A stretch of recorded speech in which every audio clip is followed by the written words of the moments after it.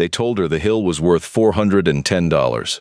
A dead orchard on a mountain nobody wanted, 81 apple trees gone to brush, and a tax bill her own family was glad to be rid of. Della Mercer had spent 12 years nursing the old man who left it to her. And when the lawyer read the will out loud, her husband's people kept the house, they kept the savings, they kept the good flat land along the creek. And they let her have the dead trees, 'cause the dead trees were the one thing not worth fighting over. Della signed her name and said nothing. 6 months later, a man in a $400 shirt drove up that mountain with a contract, a lawsuit, and a check for $60,000. And he found out that the dead orchard was the most valuable thing in the county. He found out the old man had not been a fool. And he found out that the one thing his money came to buy had already been given away, for free, to half the valley, a long time ago. This is the story of how the woman who inherited nothing turned out to be holding the only thing money could never touch. The office of Harlan Pruitt, attorney at law, sat above the feed store on the second floor of a building that had been a bank in 1911 and had never quite gotten over it. The ceilings were high. The radiators clanked.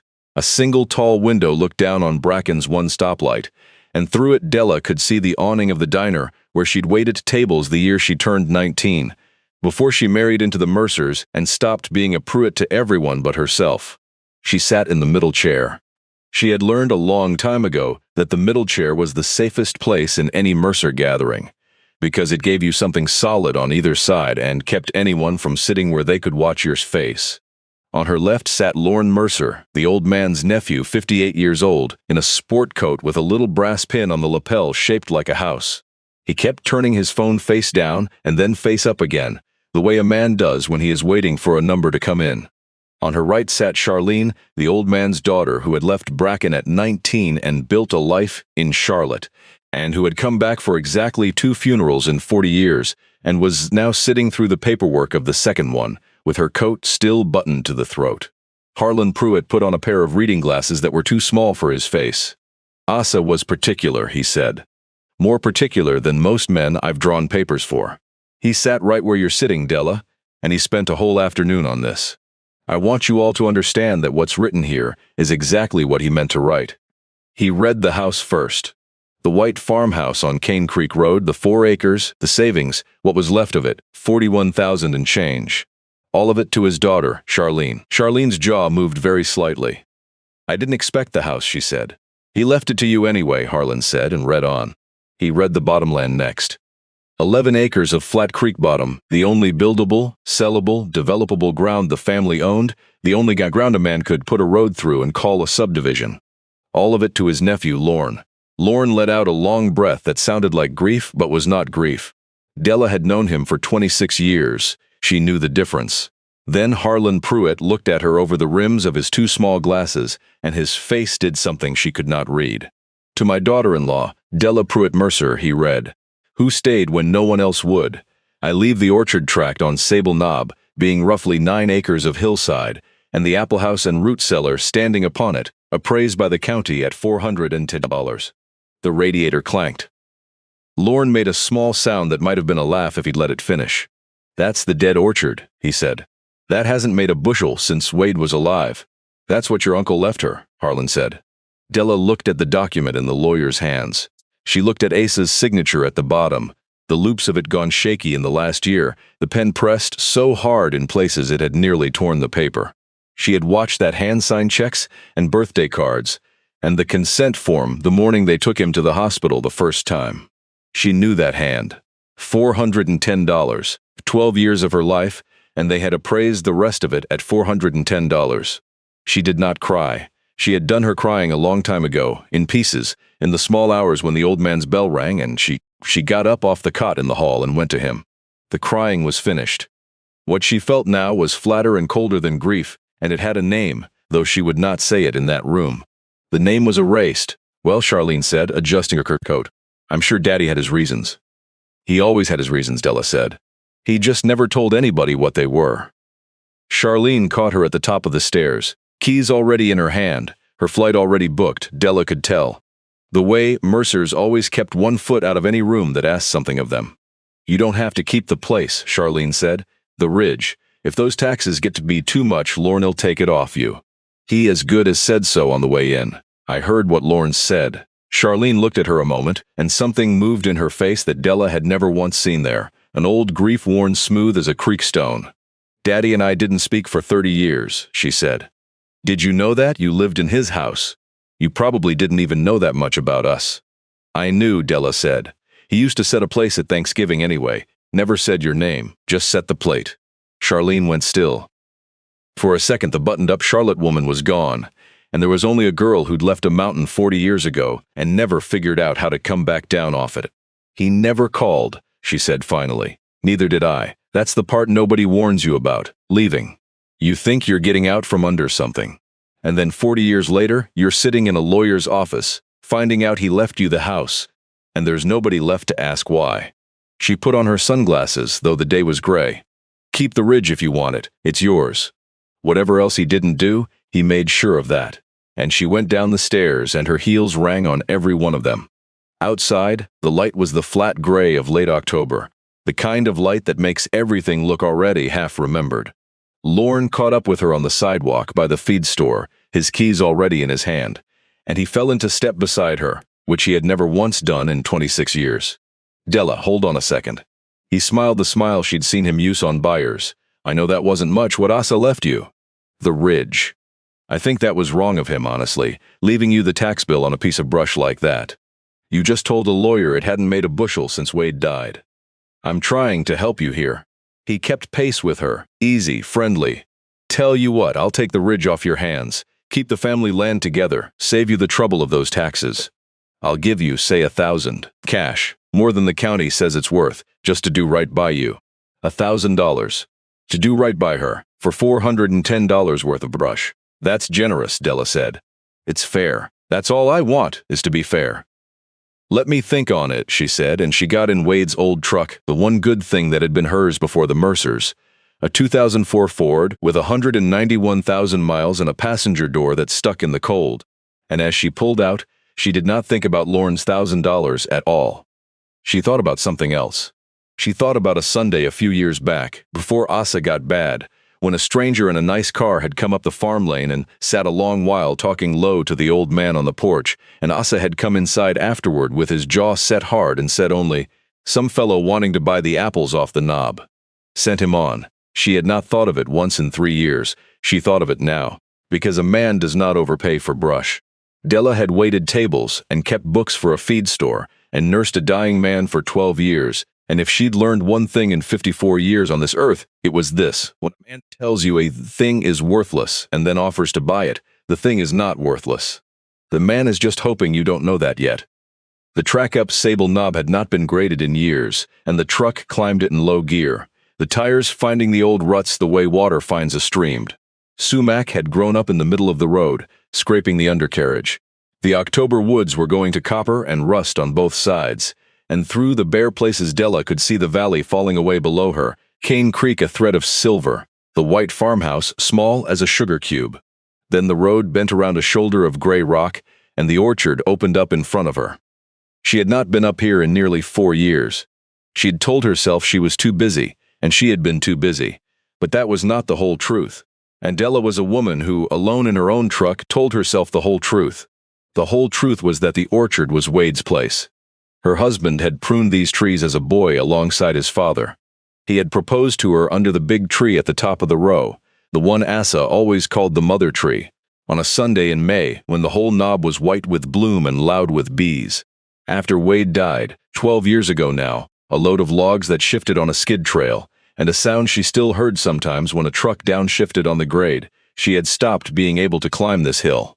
The bloom was unbearable, so she'd let it go to brush, and Asa, already old, had let it go with her, and the two of them had grieved the same man by abandoning the same trees. But the trees had not abandoned themselves. Della got out of the truck and stood in the cold and looked at them.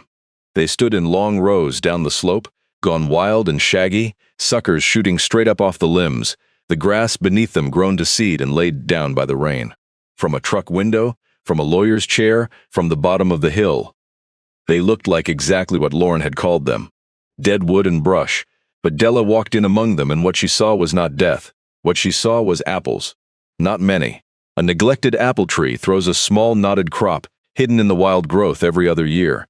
But they were there, half buried on the gnarled old limbs, green gold streaked with dusty red, some no bigger than a hen's egg, some dropped and lying sweet in the grass where the deer had been at them. Della reached up into the nearest tree and twisted one free. She rubbed it on her coat and bit into it the way Wade had taught her to test an apple, and the taste of it stopped her where she stood. It was not like a store apple. It was not even like the stamen and the rome and the wine sap that Asa used to sell off the back of the truck when she was a young bride. It was sweet first, then sharp, then something underneath that was almost like spice, like a place rather than a flavor, like the smell of the inside of the old apple house after rain. She stood there with the juice running down her wrist, and she thought, with a kind of vertigo, I have lived on this farm for 26 years, and I have never once tasted this apple in my life. That was the first thing she did not understand. The second thing was the apple house. It stood at the top of the orchard below the mother tree, a low building of chestnut logs with a rusted tin roof and a door hung on strap hinges, half of it built back into the hillside where the root cellar was. She had the key, and when she fit it to the lock, the door swung in without a sound because somebody had been oiling those hinges. Recently, an old man with shaking hands and a bad heart had been climbing this hill that she could not bring herself to climb, and he had been oiling the hinges of the apple house, and she had not known. Inside, the air smelled of dust and cold iron, and faintly, sweetly of apples soaked into the wood across 100 years. There was a grading table worn pale. There were stacks of slatted crates stenciled Mercer, ore charts Bracken in faded green. There was a shelf of grafting knives and balls of wax string and tins of wax gone hard as amber. And on a low desk under the one window, where the gray light fell across it, there was a row of books. Account ledgers, the kind they used to sell at the dime store, marbled covers and cloth spines. There were 9 of them, arranged by year, and the leather of the oldest was worn black and soft where a thumb had opened it 10,000 times. Della sat down on a crate and lifted the first one into her lap and opened it, and her dead husband's father reached up out of the paper and took hold of her. The handwriting was Asa's, small and square and slanted, the hand of a man who'd quit school at 14 and taught himself everything after. The first entry was dated March of 1971, and it read, Grafted out 40 scions off the mother tree today. Sable pearmain, same as Daddy and Granddaddy grew. Gave 12 to the Tolliver place. Their old trees blew down in the ice storm and they've got 6 children. Roy won't take pay, so I told him it was a swap for the time he pulled my truck out of Cane Creek in '68. He doesn't remember doing it. That's all right. Della turned the page. The next entry read, Top worked the 2 seedling trees at the Witt place over to Sable pearmain. Pearl's husband passed in the winter, and she'll need apples that keep. The Sable holds in a good cellar till April, longer than anything on the mountain. A widow ought to have apples in March. Told her it was extra scion wood that would have gone to the brush pile. That was a lie, but a small one, page after page, year after year. The ledgers were not account books at all, or rather they were accounts of a kind no county would ever tax. They were a record in a small square hand across 5 decades of every tree Asa Mercer had ever grafted and given away. He gave them to widows. He gave them to families burned out and flooded out and laid off when the furniture plant closed in '82 and again for good in 2001. He gave them to the church for the parsonage yard and to the school for a row along the playground fence. And almost every single time he wrote down a reason that was not the real reason. Told them it was surplus. Told them the tree would have died anyway. Told he owed their daddy a favor. Asa Mercer had spent half a century doing kindnesses and then lying about them so that no one would ever feel they owed him anything. He had hidden his own goodness the way other men hide their sins. Della sat in that cold apple house until the light went blue and then gray and then nearly gone, reading about a man she had nursed and washed and fed and sat up with for 12 years, and whom she understood now she had never once known. If you've come this far, stay with me, because what Della finds in the back of the third ledger has a name, and that name is about to turn a sad little story into a war. She had to look the name up. There was no signal on the ridge, so she drove down the next morning and sat in the booth by the window at the diner with the spare laptop they kept for the after-school kids, and she typed Sable pearmain apple into the search bar with 2 fingers. What came back made her set her coffee down. A pearmain, she learned, was an old kind of apple, the name nearly as old as the word for orchard. A long-keeping, complex apple of a sort the world had mostly forgotten. And the sable pearmain in particular, there were maybe a dozen mentions of it in the whole of the internet, and every one of them used the same word: extinct. The sable pearmain had been listed in a southern nursery catalog in 1893, described as a small russeted winter apple of remarkable keeping quality and a flavor of singular complexity, esteemed for cider and the late table. It had grown across the southern mountains before the railroads brought in the big commercial varieties and drove the old farm apples out. And then, like 9 out of every 10 named American apples, there had been some 14,000 of them once, and most are gone now. The sable pearmain had simply disappeared. The last record of a living tree was from the 1940s. The apple historians had it on a list of the dead. Except it was not dead. It was standing in 81 trees on Sable Knob, and in 400 more in the dooryards and fence rows of one small county, because an old man with a grafting knife had spent 50 years keeping it alive and giving it away and lying about why. Here is the thing about apples that Della had lived next to all her life and never understood until that morning. An apple tree does not breed true. Plant the seed of the finest apple in the world, and what comes up is a wild stranger, almost always sour and small and good for nothing but the deer. Every apple seed is a brand new gamble, a child unlike either parent, so a named apple, a sable pearmain, the apple in your kitchen right now, is not really kept alive by seeds at all. It is kept alive by hands. To keep a variety, you cut a pencil of dormant wood off the old tree, a scion, and you bind it onto the roots of another, and if you do it right the two grow together into one, and the cutting remembers what it was. Every sable pearmain that had ever existed was not the child of the mother tree on Sable Knob. It was the mother tree, the same living tissue, carried forward on other roots, one organism 200 years old and scattered across 100 farms, kept breathing across the centuries by an unbroken chain of people willing to take up a knife in the cold of February and join one stick of wood to another. That chain had a name now, in Della's mind. It ran back through every Mercer who'd ever climbed Sable Knob, all the way to a great-great-grandfather she'd never met. And the last link in it was an old man she'd buried in the fall. And the next link, if there was to be one, was her. She did not yet know that someone else wanted to break the chain and sell off the pieces. The first sign of it came on a Tuesday in November, in the shape of a clean gray SUV with a rental sticker in the back window, coming up the ungraded track far too fast for a man who knew the road, bottoming out twice. It stopped in the yard of the Apple House, and a man got out wearing a quilted vest, the color of money, and boots that had never been broken in. "Mrs. Mercer?" he called. "Della Mercer, I hope I've got the right hill." He came across the leaf-littered yard with his hand already out. "Spencer Dye. I'm with Cardinal Cider Company, out of Asheville. Well, we started in Asheville. We're a good bit bigger than that now." He looked around at the wild trees going down the slope, and something moved behind his easy eyes, something hungry and careful. "Mrs. Mercer, I'm going to be straight with you, because I think you're a straight person, and I respect that. You're sitting on something extraordinary up here, and I'd like to buy it." "Lorne send you?" Della asked. The smile flickered for half a second, and that half a second told her everything. "I've spoken with Mr. Mercer, yes. He's been very helpful. He's the one who pointed us up here. So that was the shape of it." Lorne had remembered the same thing she'd remembered. The stranger on the porch, the apples somebody once wanted. And Lorne had gone looking for the buyer before he'd even finished, trying to buy the ridge off her cheap.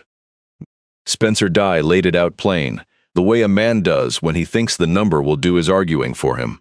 Cardinal Cider had built its whole brand on heritage apples, on the story of lost American varieties brought back to life in a bottle. A genuinely extinct cider variety, rediscovered, that was not just apples to a company like his. That was the cornerstone of a product line. "Here's what I can do," he said.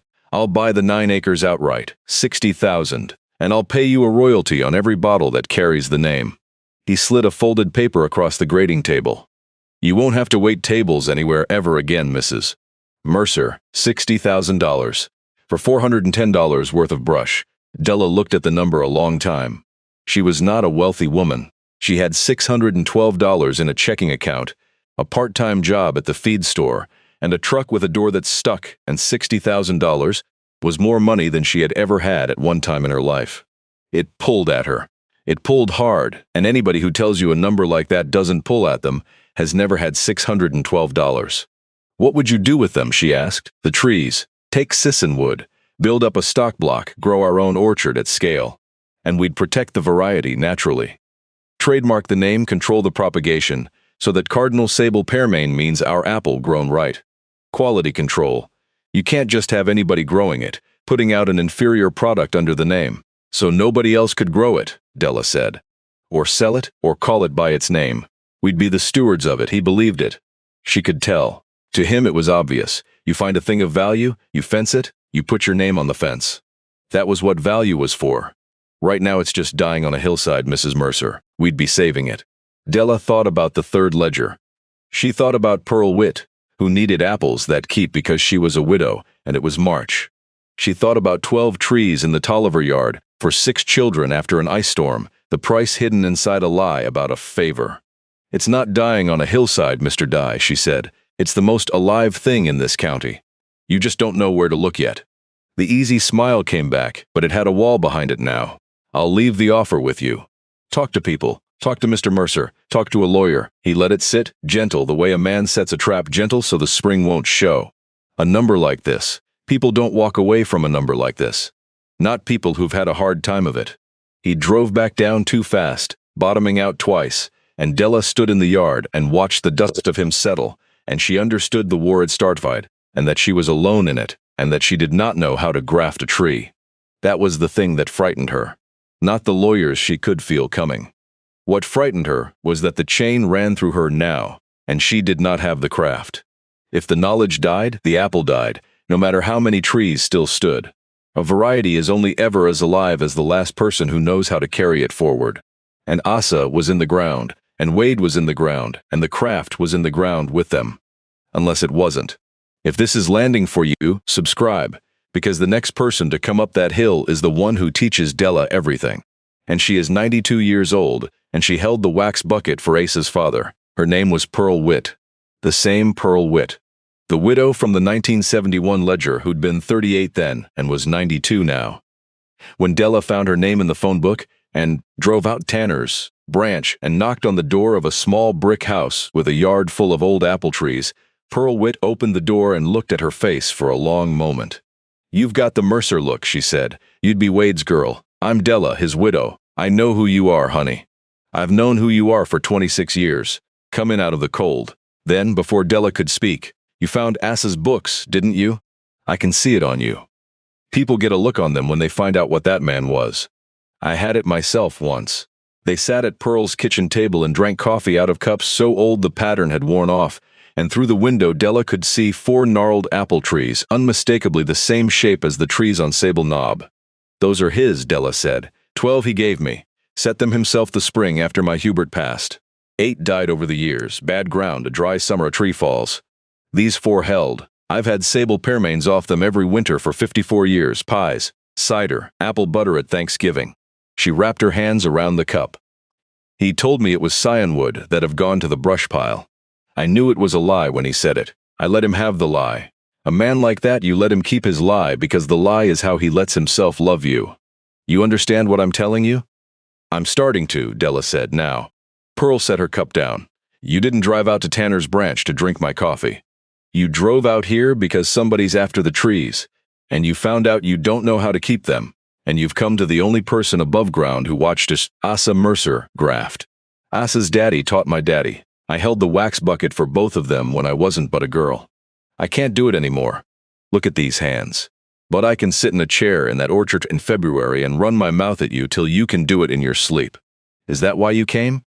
Della found that her eyes had filled, which they had not done in the lawyer's office or anywhere else in 12 years. Yes, ma'am, she said. That's why I came. The winter that followed was the hardest and the best of Della's life. She gave up the room she'd been renting in town and moved into the Apple House full-time. She insulated the packing room with batting and tar paper she carried up board by board. She fought the old wood stove for 3 weeks and a chimney fire before it would draw right.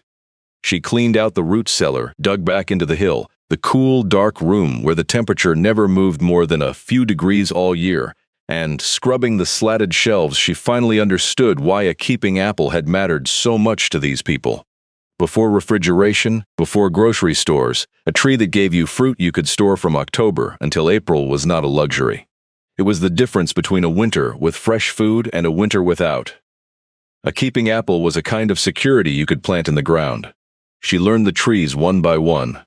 She bought a pruning saw and a pair of loppers and a book, and she went down the rows cutting out the dead wood and the suckers, and Pearl sat bundled in a lawn chair at the head of the row and told her where she was wrong, which was everywhere at first. "You're cutting like you're mad at it," Pearl called out. "An apple tree's not your enemy. Cut like you're opening a window. You want light and air to get to every limb. A tree all crowded up in the middle is like a person all crowded up inside. Nothing good can reach the heart of it." Della laughed, the loppers in her hand, and it was the first time she'd laughed in that orchard since the spring Wade proposed under the mother tree. It was not easy, any of it. She wants you to know that, because the easy version is a lie and this is a true story. Her hands cracked and bled along the knuckles in the dry cold. She fell twice on the icy slope hauling brush. She ran the truck into the ditch in a December sleet and sat in the dark with no signal for an hour, before a 19-year-old named Caleb Dolliver came up the hill on a hunch and pulled her out with his grandfather's tractor and would not take a dime. There were nights she lay on the cot and listened to the wind come down off the knob and thought about Spencer Dye's $60,000 and how warm a paid-for house in town would be, and how nobody would blame her, and how tired she was. But in the morning she went back out. That was the whole of it. In the morning she went back out. The night Caleb pulled her out of that ditch, he wouldn't come in out of the sleet. He just stood by the tractor with his hood up and the rain running off it in a thin silver line. "You ought not be up here by yourself in this," he said. "Probably not. My granny says you're bringing the old orchard back. The Mercer apples." He said it carefully, the way a boy says a thing he isn't sure he's allowed to want. Said her granddaddy got trees off Mr. Asa one time, way back. Said they fed the family through a winter when there wasn't anything else in the house. "That's true," Della said. "I've got it written down even. Got his name and everything." The boy was quiet a second, the sleet ticking on his hood. "Could I see it sometime? How you do it, how you graft one. Come up in February," she said. "Bring those hands." He nodded once and climbed back on the tractor, and Della stood in the cold and watched the one taillight go down the hill into the sleet. She did not know yet that she had just met the last link in the chain. But she would. She found Wade everywhere up there, which was the thing she'd been hiding from for 12 years, and which turned out once she stopped running to be a comfort and not a wound. She found his initials carved into the chestnut beam, a careless boy's WM, and beside it, smaller, an A. The father's mark next to the son's, cut the same day she somehow knew, and on the back of one ledger page in a boy's pencil she found a note. "Daddy says I grafted tree bears in 5 years. I will be 17. That is too long," and beneath it, in Asa's square hand, added later, "He was wrong. It bore in 4. He was 16. We ate the first one together standing right here. I have never told him I keep this page." Della pressed her hand flat against that page a long while. Her husband and his father had loved each other the way the men of that valley loved, sideways through work and weather and the bearing of trees, never once out loud, and she had married into that silence and resented it for 26 years. And now, too late for either of them to know she'd figured it out, she understood it. The love had never been missing. It had only been grafted, bound green to green where you couldn't see the join, growing together underneath into one wood. You just had to know where to look. You had to be willing to climb the hill. In late February, when the wood was dead asleep, Della took up Asa's grafting knife. Pearl was in her chair. Caleb held the wax bucket. He was Roy Tolliver's great-grandson, one of those 6 children's grandchildren, sent up the hill by his grandmother who'd heard what Della was doing and said, "Send the boy. That's our orchard too." "Whip and tongue," Pearl said. "Same as they've done it 400 years. Cut your scion on a long slant, clean, one stroke on saw at it. Now cut your rootstock the same. Now nick a little tongue in each one so they lock. There. Now match the green up. The green's the living layer, the cambium, that's the part that grows together. You got to line green to green or it'll never take. Match it, bind it, wax it so it can't dry out and can't drown. And then," the old voice went soft, "then you wait and you pray a little, and along about May you find out if you join 2 living things into one. That's the whole trick of it, honey. You can't make them grow together. You can only line them up right and give them what they need. And get out of the way." The first graft Della cut was a ruin. So were the next 11, she said. Somewhere around the 9th, the knife shaking in her cold hand. "You can't do it yet," Pearl said. "Those are different words. Cut another one." The 13th took. The 31st took.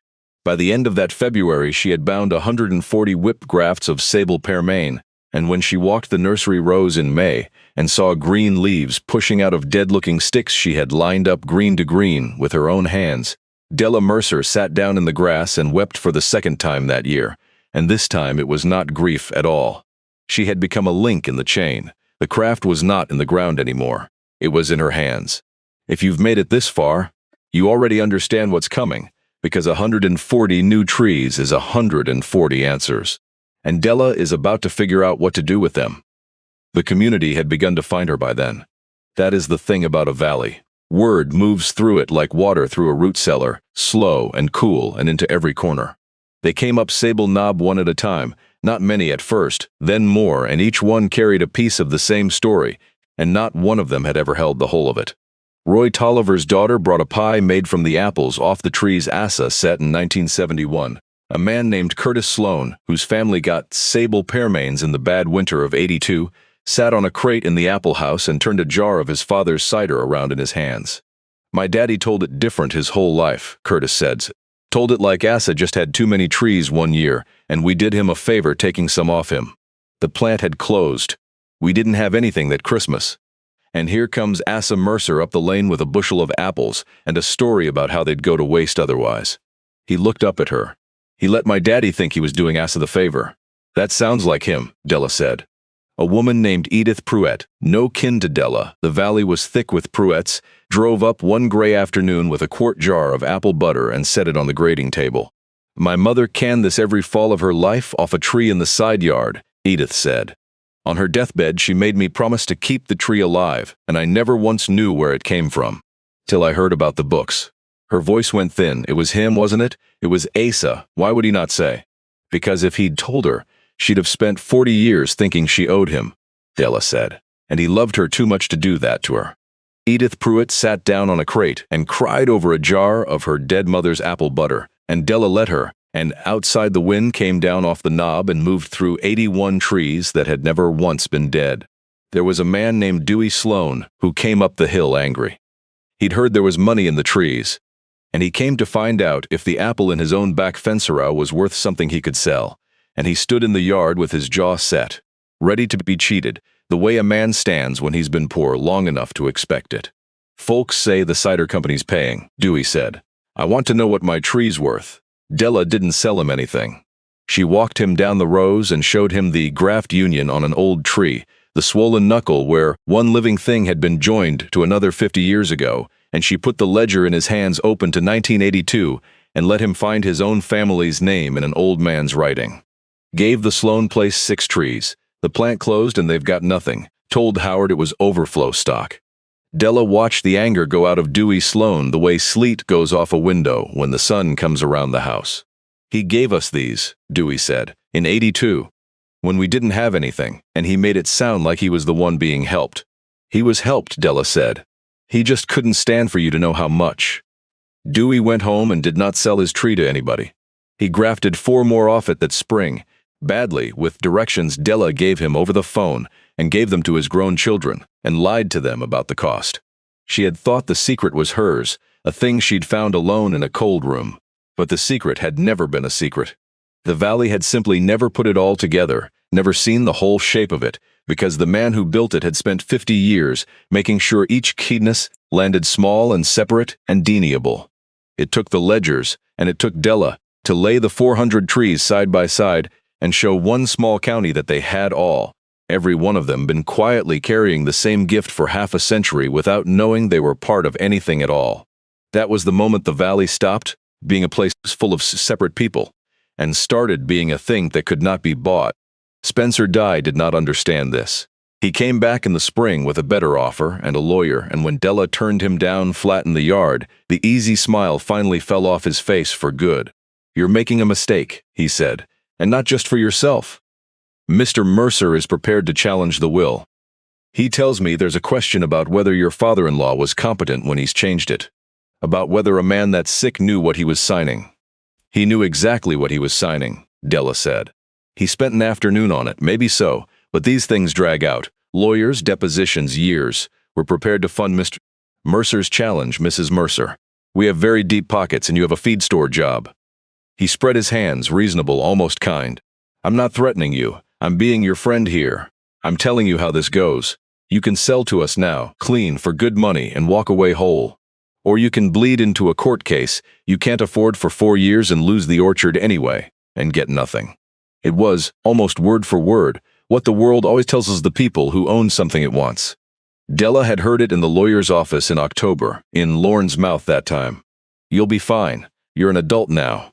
The orchard is just the orchard." And she understood, standing in the April light with the trees breaking into their first tended bloom behind her, white and loud with bees, that they were both wrong about her, Di and Lorne both. They'd read the appraisal. $410. They had decided what she was worth the same way the county decided what the orchard was worth, by measuring the one thing they knew how to measure and missing entirely the thing they didn't. "You go ahead and fund Lorne's lawsuit," Della said. "But before you spend that money, Mr. Di, you ought to come to the Apple Day." He frowned. "The what?" "Cadell County Heritage Apple Day. First Saturday in October, down at the fairgrounds. Folks bring in old apples off their home trees and Dr. Doss tells them what they've got. She's a pomologist. She's the one who had your sable pearmain listed as extinct as it happens. There's a scion exchange. Cider pressing, been going 20 years. Della smiled, and it was not the broker's smile, and it was not the salesman's smile. It was the smile of a woman who has finally seen the whole board. You come to that. Bring your lawyers and your trademark papers. Stand up in front of the whole county and tell them you've found a lost apple that nobody else is allowed to grow. You do that, and then we'll talk about who owns what." She turned and walked back into her orchard, and for the first time, Spencer Di was the one who looked like a man trying to find the error in his arithmetic. Della took a crate of those apples, and the 9 ledgers 3 hours to the university to see Dr. Harriet Doss, the pomologist, and the old woman, went through the ledgers page by page with her hands shaking, and at the end she took off her glasses and pressed the bridge of her nose, the way people do when they're holding something too large. "Do you understand what these books are?" Doss said. "I have spent 40 years trying to find one living sable pearmain. One. I had it listed as extinct, and you're telling me there are 400 trees in a single county, with the provenance, the dates, the names, the unbroken chain, written down in an old man's hand across 50 years. Can the cider company own it?" Della asked. "Can they make it so we can't grow our own?" Doss laughed, short and grim. "No, and it's worth your understanding exactly why, because this is the whole of your fight." She tapped the catalog page from 1893. "A company can own a great many things. Land, a brand name, a recipe, even a new apple, one some breeder invented in a lab last year and never sold before, that they can plant patent. The law lets you own the new, but it does not let you own the old. This apple was described in print in 1893. That's prior art. Public documented, more than a century in the open. You cannot patent a thing that's been freely known since before your grandfather was born. And the trees in people's yards, that's the part that makes it iron." Doss leaned forward. "It isn't just loose in some archive. It's loose in 400 dooryards, grown openly, continuously, propagated and pressed and eaten by dozens of families for 50 years, with nobody's permission. They could trademark a brand, the words on a label, sure, but the variety itself, they could never fence it. Your father-in-law saw to that, and he did it without ever reading a word of patent law." She set the ledgers down gently. "Mrs. Mercer, Asa Mercer built the one defense no corporation on earth can break, and he built it out of nothing but generosity. One grafted tree at a time. For 50 years, you cannot trademark a commons. You cannot buy back a gift that's already been given to everyone." Della drove home in the dark with the words turning over in her. He had not been hiding it from the world. He had been saving it for whoever finally climbed the hill and looked. The first Saturday in October came in clear and cold, the sky the hard blue of deep autumn, the maples around the fairgrounds gone to fire. Heritage Apple Day had never seen a crowd like it. Word had gone through the valley all summer about the dead orchard that wasn't dead, the lost apple that wasn't lost, the cider company, and the lawsuit, and the widow up on Sable Knob who'd learned to graft from Pearl Wit at 54 years old. People came who hadn't come in years. They came with apples in feed sacks and shoe boxes and ice cream buckets, apples off the old tree in the back fence row that Granddaddy always called the keeper, and nobody had a name for.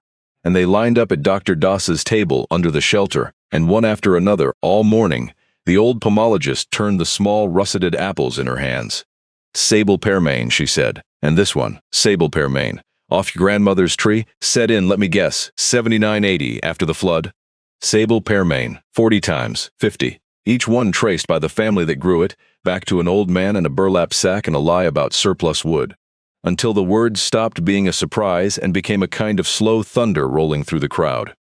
An old man named Hollis Ward set a single apple on the table and watched Doss turn it over in her hands. "That come off the tree behind my mama's old place," he said. "We always just called it the keeper. Mama's been gone 30 years. I about cut it down twice for firewood." "Don't," Doss said. "Whatever you do, don't. You're holding the last of something there, mister." "Ward," she set it back in his palm. "Except you're not. That's the strange part of this whole day. You're holding the last of something there's 400 of." The old man looked at his apple like it had changed weight in his hand. "Where'd it come from?" he said. "The tree." And it was Della, standing near, who answered him. "From a man who didn't want you to know he was the one who gave it to you," she said. "Said it the year your mama took sick, I'd guess. You come up to the orchard sometime, Mr. Ward. I'll show you his book. Your mama's name is in it." Hollis Ward stood holding the apple, and his old eyes filled, and he didn't wipe them, and around him the line of his neighbors went quiet and let him have it. Spencer Dye came, as Della knew he would, in his money-colored vest with 2 lawyers in good coats, and they stood at the edge of it. And Della watched his face as he understood. She watched him do the arithmetic he had never done before.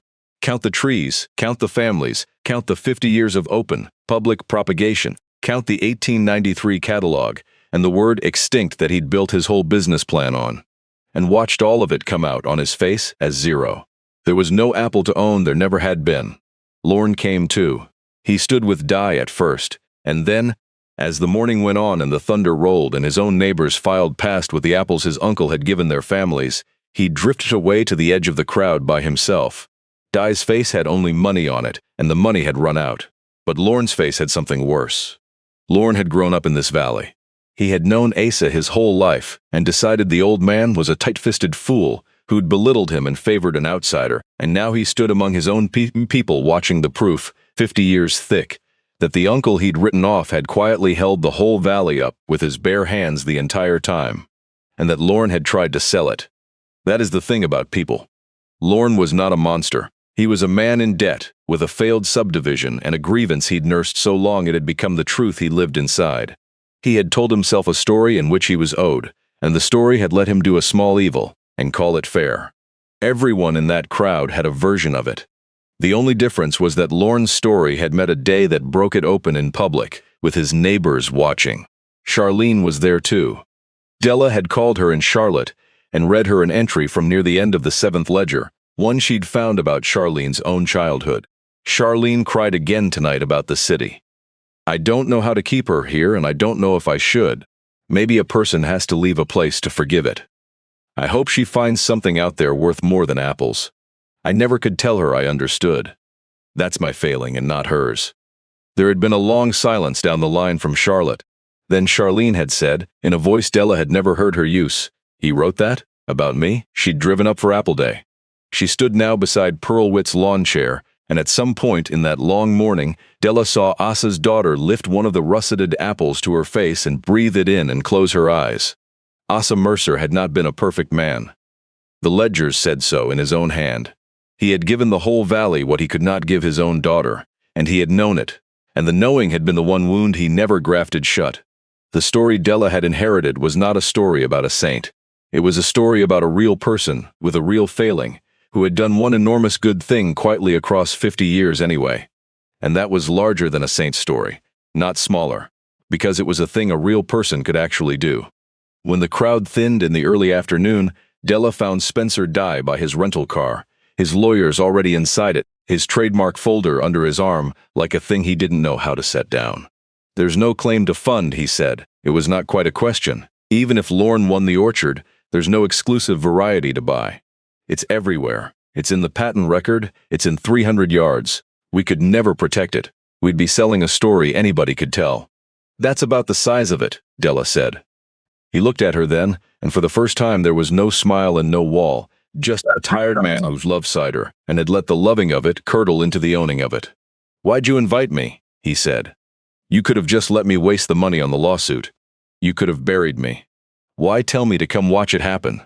And here was the place where the story could have turned to revenge, and did not. Because Della had spent a winter inside the mind of a man who lied about his own kindness rather than let anyone feel the weight of a debt. And she had learned something she had not set out to learn. Because I didn't want to beat you, Mr. Dye, she said. I wanted you to see. There's a difference, and a man can live his whole life and never learn it. She nodded at the folder under his arm. You came up my hill last fall and told me the apple was dying and you were going to save it. You weren't going to save it. You were going to cage it and put your name on the cage and call the cage stewardship. Asa saved it. He saved it by setting it loose. Those are the only two things a person can do with something precious. Cage it or set it loose, and you can tell everything about a person by which one they reach for. He didn't answer. So she made him an offer. Cardinal can buy Sobel pearmains from any grower in this valley who wants to sell at a fair price, same as everybody. You can make your cider. You can put the name on the bottle, because nobody owns the name and nobody ever will. You can even tell the true story on the label. About the old man and the 400 trees if you tell it honest. What you can't do is own it. Nobody can. That's the deal, and it's the same deal Asa gave the Tollivers and the Witts and the whole valley in 1971. And the price is the same as it was then. She held his eye, which is nothing, it's free. It was always free. You just had to come up the hill and look. It was almost word for word the offer Lorne had made her on the sidewalk a year before, turned inside out. I'll do right by you. It's fair. That's all I want, is to be fair. Except where Lorne had used those words to take deck, Della used them to give, and the giving was the whole difference between the two of them, and they both knew it, standing there in the cold. Spencer Dye got in his car and drove away, and he did not bottom out on the way down, because by then somebody had graded the road. She found Lorne last, at the edge of the fairgrounds, alone. She had every right to bury him. The lawsuit threat, the deal with Cardinal, the $1,000 offer to take her one inheritance off her hands, to do right by her. She could have stood up in front of the whole county and named every bit of it. And the county would have believed her, because the ledgers were on her side and so were 300 trees. Instead, she walked up to her dead husband's cousin. The taxes on the ridge come due in January, she said. $140. I know money's tight, Lorne. The Laurel Crossing thing didn't go the way you wanted. He flinched at the name of his failed subdivision. I've got more apple wood than I can graft out by myself this winter, Della went on. The Sabal keeps a family in fruit from October to April, and it'll grow on your flat bottomland better than it ever grew on my hill. I'll set you a dozen trees in the spring if you want them. Won't cost you anything. She let it land. And then she gave him the lie, the way Asa would have, so the gift would land clean. It's scion wood that go to the brush pile otherwise. Lorne Mercer stood there with his neighbors moving past him in the cold October light, and his face came apart, slowly, the way ice comes off a limb in a thaw. He didn't say anything, because there was nothing to say that the apples hadn't already said for 50 years. He just nodded once and looked at the ground. And that was all the forgiveness either of them could manage that day. And it turned out to be enough to start with. Della Mercer kept the orchard. She did not get rich. Apples don't make anybody rich, and she didn't want them to. She sold some fruit at the Bracken Market off the back of Wade's truck the way Asa had. And she pressed cider in the fall and put up apple butter. And in the end, Cardinal Cider did buy Sabal pearmains from her and from a dozen other growers at a fair price. There was a bottle that carried the name and told the true story on the label, more or less honest, and Della bought one and set it on the desk in the apple house next to the ledgers and never opened it. What she did instead was teach. By the second winter, there were 11 people who came up Sabal Knob in February to learn the whip and tong graft. Caleb Tolliver, the young preacher. 2 of the Sloan grandchildren, a woman who'd just left a bad marriage and needed somewhere to put her hands. Pearl Witt sat in her lawn chair at the head of the row and ran her mouth at all of them the way she'd run it at Della, until the spring she didn't come anymore. They buried her under the Sabal pearmain she'd grown for 54 years. And the next February, Della heard herself teaching the graft in Pearl's voice without meaning to. Cut like you're opening a window. The link in the chain held. Caleb was the one she watched. 19 that first winter, the boy who'd held the wax bucket, the boy who'd pulled her truck out of the ditch and wouldn't take a dime. He had no father to speak of, and a mother working 2 jobs in the next county. And he had the look Della knew from her own girlhood, the look as someone who's decided early that the world has already measured him and come up with a small number. He had good hands. Better than hers, quicker, surer. She watched him cut a whipgraft one cold morning in a single clean stroke, line green to green without being told, bind it and wax it and set it in the row, and do the next one and the next, 40 of them before noon, every one right. And she thought about Asa's note on the back of the ledger page. He bore in 4, he was 16, and she had to turn and look down the valley a minute so the boy wouldn't see her face. "You're better at this than I am," she told him. "No, I'm not," Caleb said, the way a boy says it who's never once been told he was better at anything. "You are. I'm telling you you are."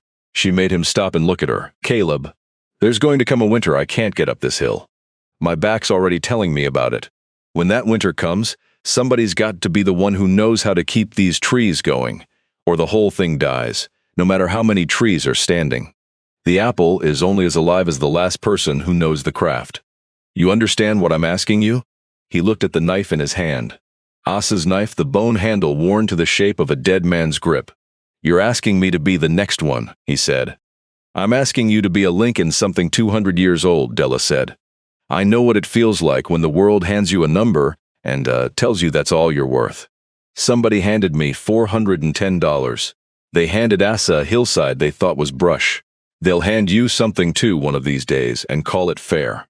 When they do, I want you to already know better. I want you to already know what you're carrying." She put the knife in the boy's hand and closed his fingers over it, and she did not make a speech about it, because the valley did not make speeches. And Caleb Tolliver stood in the cold orchard, holding 200 years in his fist and could not say anything at all. And that was exactly right.